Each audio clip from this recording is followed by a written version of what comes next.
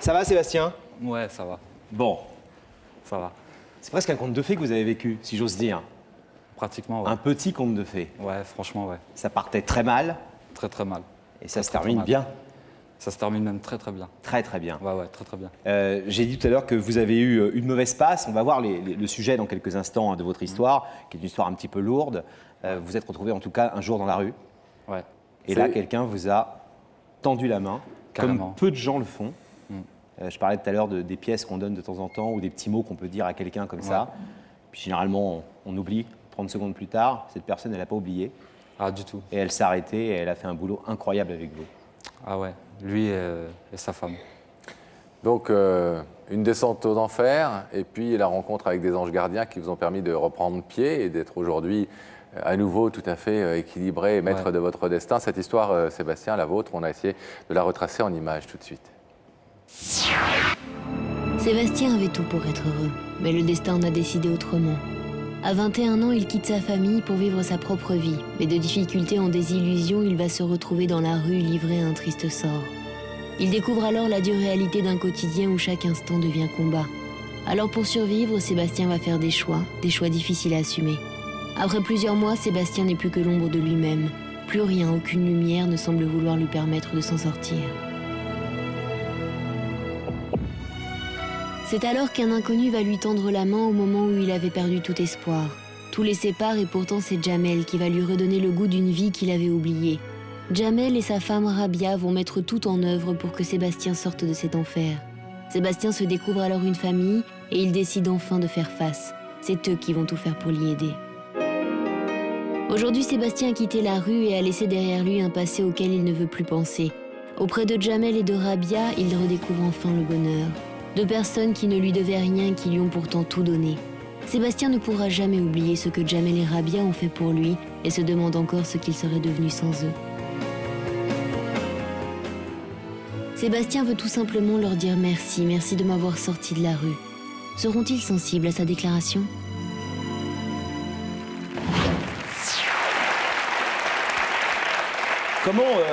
Comment à 20 ans, comme ça, on peut se retrouver tout d'un coup à ce point démuni, à tout point de vue, boulot, fric, etc., et qu'on soit obligé de vivre comme ça, aussi mal et dans la rue? Bah, tout simplement parce que je pense qu'on a une période un petit peu où on n'en fait qu'à sa tête. Même si on vit... parce que bon, j'ai été élevé par une famille d'accueil. Donc j'ai manqué strictement de rien par rapport à eux. Donc je pense que malgré tout ça, il y a une période où on essaie un petit peu de jouer au branleur, où on veut en faire qu'à sa tête en fait. On veut écouter personne. Où là, j'ai décidé de quitter ma famille d'accueil, mais sans aucune raison en fait. Et j'ai atterri dans une ville, au hasard, qui était Tours. Et c'est là qu'a commencé en fait la chute. La chute. La descente aux enfers. Avec l'alcool. Ouais. Enfin, je pense que ouais, on passe par tous les stades où on essaie de toucher un petit peu à tout, pour toujours essayer d'avoir encore un peu d'argent. Je suis passé par... Petit vol? Non, du tout. Gigolo. La prostitution, ça a donc été à un moment le seul recours que vous avez trouvé, parce que j'imagine qu'on n'y vient pas par hasard. Non, je crois pas que ce soit une On y vocation. vient ou un uniquement plaisir. parce qu'effectivement c'est la dernière issue qu'on voit pour essayer de survivre. Est-ce que c'est à ce moment-là que vous avez eu le sentiment que vous aviez touché le fond, ou même à ce moment-là où vous avez dû avoir recours à ça, ça n'a pas provoqué de déclic en vous? Ah, si, c'est clair que je pense que déjà, quand on en arrive jusque-là, on sait qu'on a touché quand même le fond. On n'a plus de fierté pour soi-même. Enfin, je pense, sincèrement pour moi, on n'a plus de fierté pour soi-même. Donc on se respecte plus vraiment. On le fait parce qu'il faut le faire. Mais c'est vrai que c'est là où j'ai réalisé où je perdais tout en fait. Aussi bien ma personnalité, ma fierté, ma dignité. Ça a duré combien de temps? Ça s'est étalé à peu près sur 5-6 mois. Qu'est-ce qui fait que ça s'est arrêté? Ceux qu'on va voir bientôt, là? Voilà. C'est-à-dire qu'un jour, il y a des gens qui se sont arrêtés, lui, notamment Jamel, il s'appelle Jamel, hein, et Rabia, sa femme. Ouais. Jamel s'est arrêté et lui, c'était pas du tout pour vous proposer quelque chose de malhonnête. Non. Du tout. Ça a carrément été une bombe. Entre Comment ça guillemets. s'est passé la rencontre avec Jamel? Bah, en fait, c'était aussi par hasard, c'était dans la rue. Et pareil, toujours cette espèce de petite routine d'aller essayer d'avoir une petite cigarette. Et lui, par rapport à tous ceux que j'ai pu voir passer, m'a donné la cigarette, mais elle ne s'est pas arrêtée juste à me la donner en fait.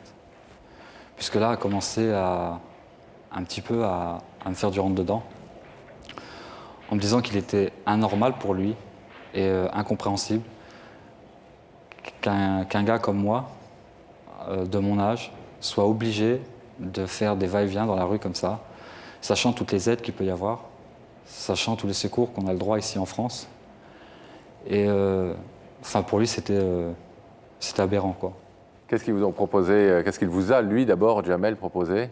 En fait, le hasard a fait que je l'ai revu à plusieurs reprises, où là, on s'est étendu beaucoup plus sur ma situation, autour d'un café.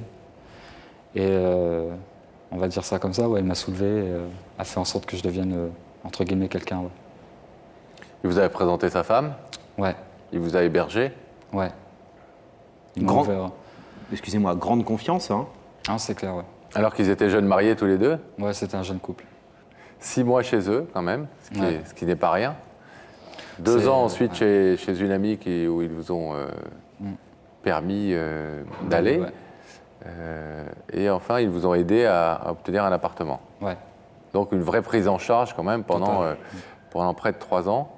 Vous n'avez pas été méfiant vous-même au début, en vous disant qu'est-ce qu'ils vont...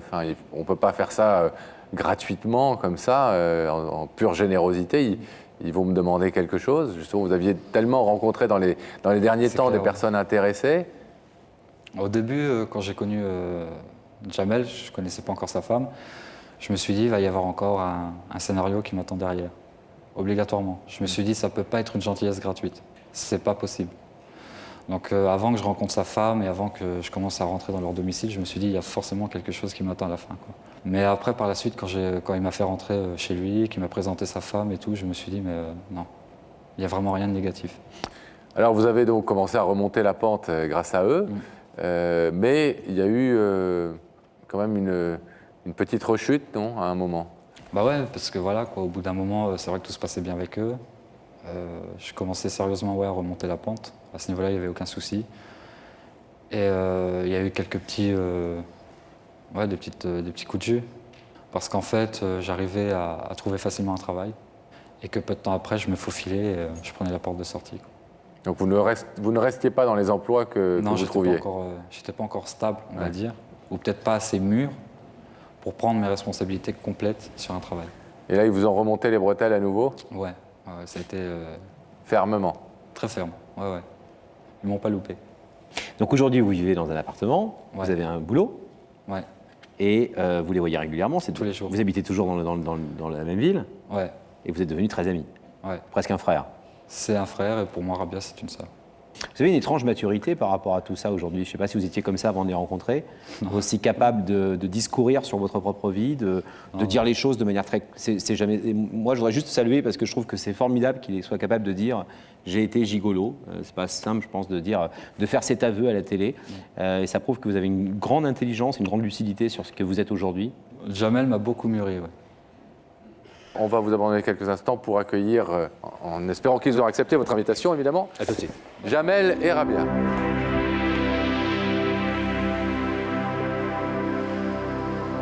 Le rideau se ferme. Et on voit que Daphné est souriante, donc certainement accompagnée. Ben oui, je suis accompagnée de Rabia et Jamel. Merci d'être venus nous rejoindre ce soir. Alors, vous les voyez comme je les vois, j'imagine. On pourrait croire qu'ils sont frères et sœurs, et pourtant, ils sont mariés. Depuis combien de temps, vous me disiez tout à l'heure ? 8 ans. Depuis 8 ans. Ben, bravo. Puis maintenant, c'est l'heure de connaître votre vérité. Je vais vous demander de vous lever à tous les deux, de suivre Sam, et la vérité est au bout du couloir. Merci.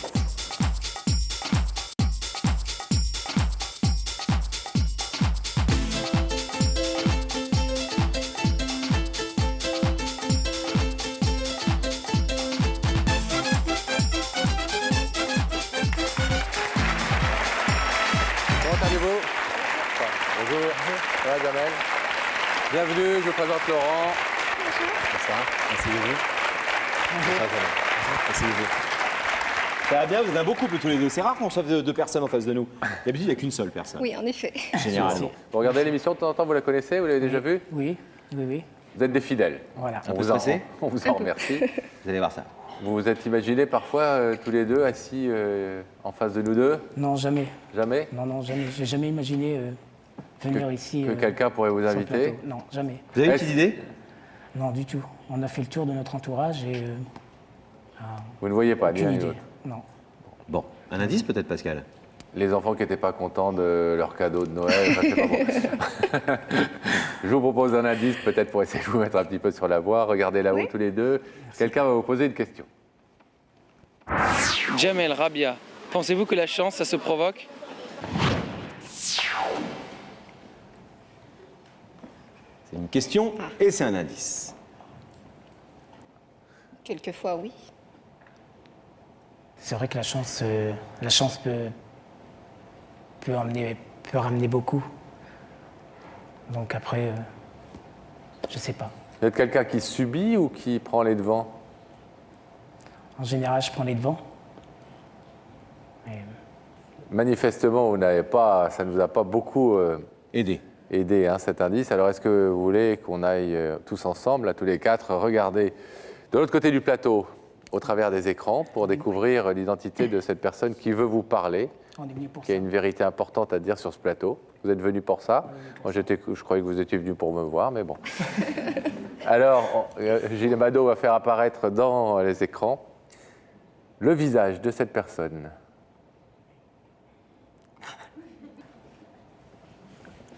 Vous connaissez son prénom? Oui.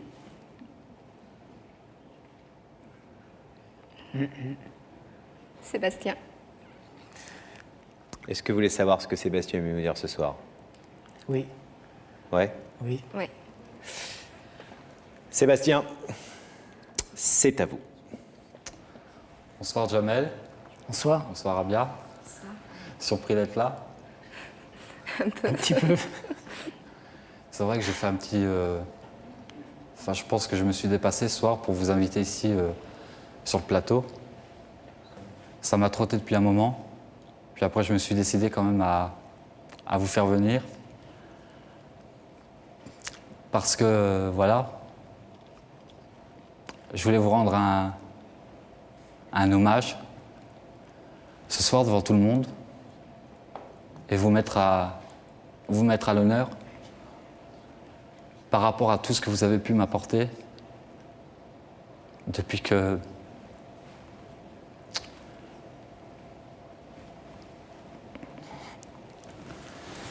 Ouh. Ça va passer. Par rapport à tout ce que vous m'avez apporté depuis que j'ai quitté ma famille d'accueil. Je voulais te remercier, Jamel, parce que tu as été quelqu'un qui m'a vachement boosté. C'est vrai qu'on a eu pas mal de rentre-dedans. Mais je pense que si tu l'as fait, c'était uniquement à chaque fois pour mon bien. Quant à toi, Rabia, pour moi, t'es ma grande sœur. T'es quelqu'un avec qui j'aime parler, j'aime me confier. T'as toujours été là aussi pour m'ouvrir ta porte. Et pour moi, vous faites partie de ma vie, intégralement. Vous êtes ma famille. Et ce soir, franchement, si je voulais qu'on se retrouve ici, c'était vraiment pour vous rendre hommage par rapport à tout ce que vous avez pu faire pour moi. Et franchement, par rapport à ça, je tenais vraiment du plus profond de mon cœur à vous remercier, à vous dire à quel point je vous aime et à quel point vous êtes gravé dans ma tête et que c'est un peu... Enfin, c'est même pas un peu. Sincèrement, c'est vraiment grâce à vous si encore aujourd'hui, j'arrive à tenir la tête haute et à réussir plus ou moins dans ma vie, quoi. Donc voilà. On a vu Jamel très ému, Rabia on s'en doute aussi très certainement, mais Jamel le manifestait encore plus. Qu'est-ce qui vous a pris un jour, Jamel, d'aborder ce garçon qui vous demandait une cigarette dans la rue et de le prendre à partie en lui disant que, grosso modo, c'était inadmissible de rester dans la rue quand on avait son âge, qu'on était en bonne santé et qu'on avait tout pour soi? Eh ben, j'ai vu que la première fois que je l'ai abordé, j'ai vu qu'il était, il était paumé dans sa tête. La première chose qu'il a fait, c'est que, moi, je lui ai proposé d'aller boire un verre avec moi et puis faire plus ample connaissance parce qu'il n'avait pas l'air il avait pas l'air dans son assiette. Il m'a raconté un peu sa vie et j'ai été ému par ce qu'il m'a raconté. Et j'ai voulu l'aider comme n'importe quelle personne le ferait, quoi. Donc voilà. Justement pas, malheureusement. Comme pratiquement personne ne le fait, vous voulez dire. Comme pratiquement personne ne le fait, et on se met nous les premiers, hein, même si on aide ici ou là, etc. Mais c'est extrêmement rare d'aider une personne dans la rue comme ça, donc faire un vrai acte concret, quoi. Pas simplement donner de l'argent à une association, etc. Faire un vrai truc qui vous engage beaucoup, parce que on lui disait tout à l'heure, on lui a posé des questions, il a été très libre de sa parole, il nous a tout raconté à nous aussi, en nous disant tout ce qu'il avait fait, etc. Et on lui a dit, mais ces gens-là n'ont pas eu peur que tu rentres chez eux.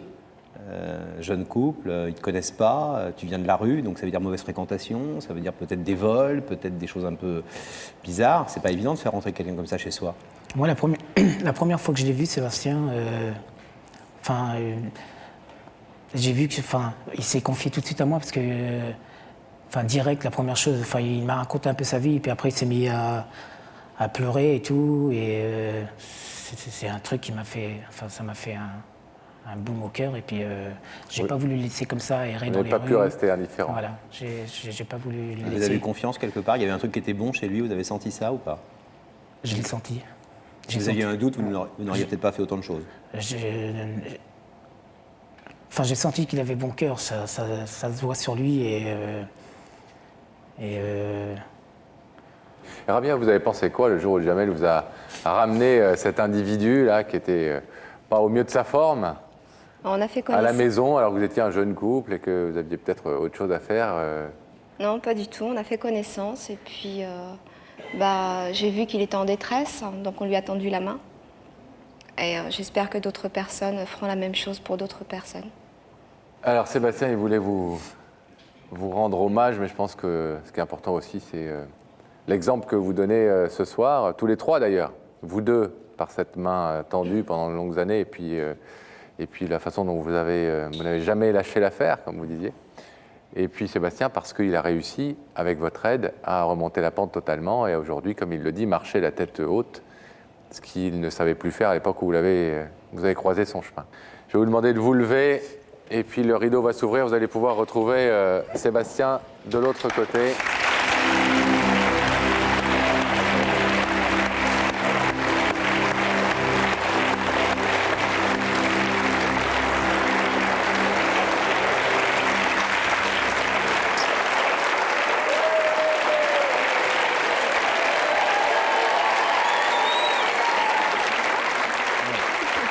Voilà Sébastien.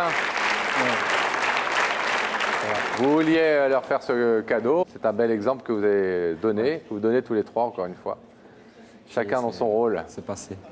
C'est bien. À vous de mener votre vie maintenant, une fois que vous avez été remis sur les rails. Je remercie toute l'équipe. Franchement, Franchement, elle était merci. extraordinaire, ceux qui travaillent derrière vous, ceux qui nous ont accueillis. C'est des gens géniaux. Je vous remercie vous aussi, quoi. Franchement, c'est bravo à génial ce vous. que On a vous une faites. chance, Merci d'avoir pour une eux. belle équipe, c'est vrai. Merci beaucoup. Rabia. Merci. Bravo.